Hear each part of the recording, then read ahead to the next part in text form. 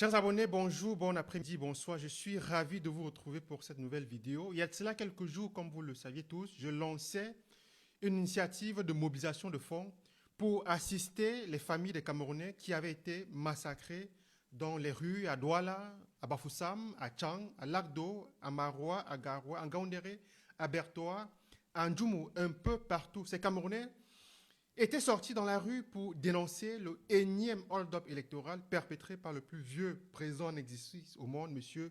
Paul Biya. Alors, c'est à la suite de ces événements malheureux que j'avais lancé une campagne de mobilisation de fonds. Un peu plus de 13 600 euros avaient été levés en l'espace de 4 jours, soit en francs CFA, la somme de 8 900 000 francs CFA, et ce, après avoir subi de multiples attaques sur les différentes plateformes de levée de fonds. Cette somme avait été repartie aux 35 familles représentant 35 victimes tombées sous les balles de la soldatesque de M. Paul Biya. Chacune de ces familles avait reçu la somme de 200 000 francs CFA. Il restait 4 ou 5 familles que malheureusement je n'avais pas pu entrer en contact avec elles. J'ai donc décidé de creuser des forages dans les régions du Grand Nord, y compris dans la région du Sud-Ouest ou du Nord-Ouest. Alors ici, nous sommes à Maroua 2. Voici le forage qui a été construit en la mémoire de l'enseignante Zouaïratou Hassana, la première victime de la répression meurtrière au Cameroun par le régime de M. Paul Biya.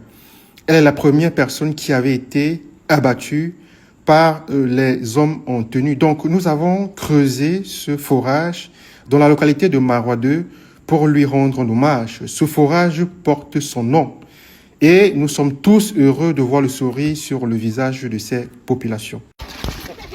Ah.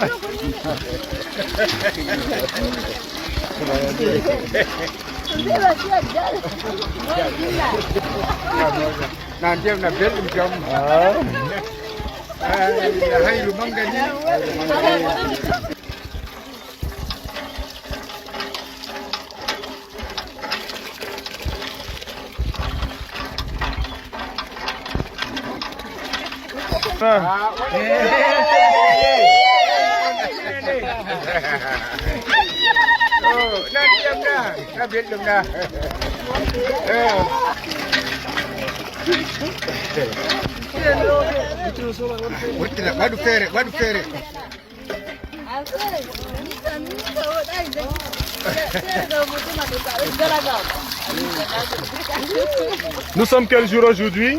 Nous sommes quel jour? Nous sommes le 21, vendredi 21. De quel mois? Nous sommes quel mois? Le mois de novembre de quelle année? 21 novembre 2025. Très bien.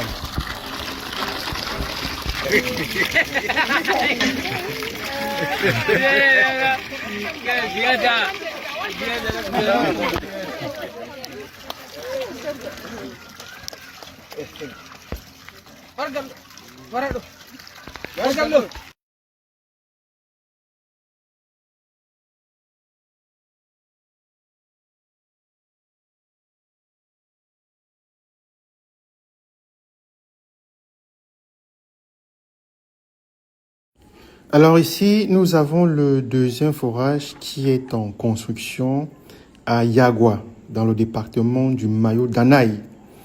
Il sera opérationnel d'ici 2 ou 3 jours, au plus, au moins.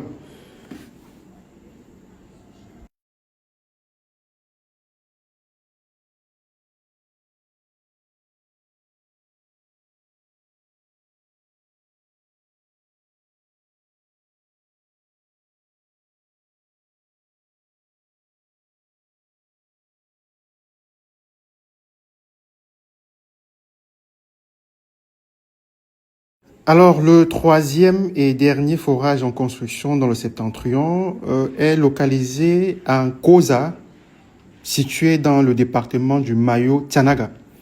Donc là, les ouvriers sont à l'œuvre et d'ici 2 ou 3 jours, le forage sera opérationnel. Il y aura de l'eau potable pour les populations locales.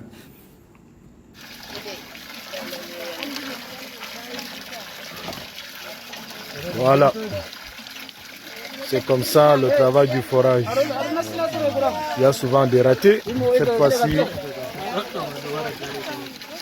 Cette fois-ci, c'est la bonne. Cette fois-ci, c'est la bonne.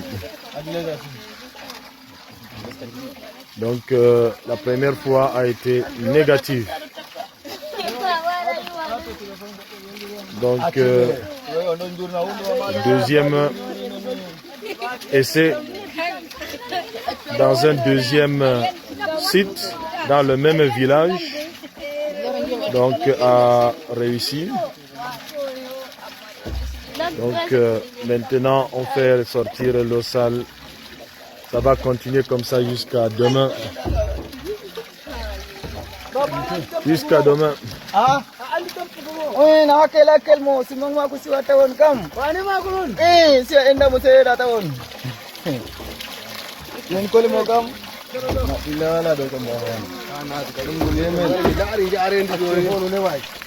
Le quatrième et dernier forage sera construit dans une localité des régions anglophones.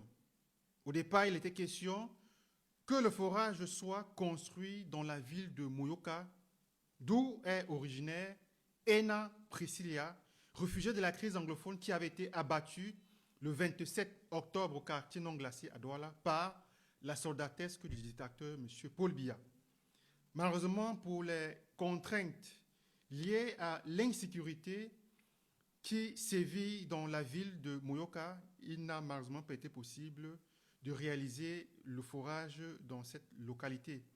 Donc, on est en train de trouver un endroit plus sûr, soit dans le sud-ouest, soit dans le nord-ouest, où ce quatrième et dernier forage sera construit à la mémoire de Madame Ena Priscilla.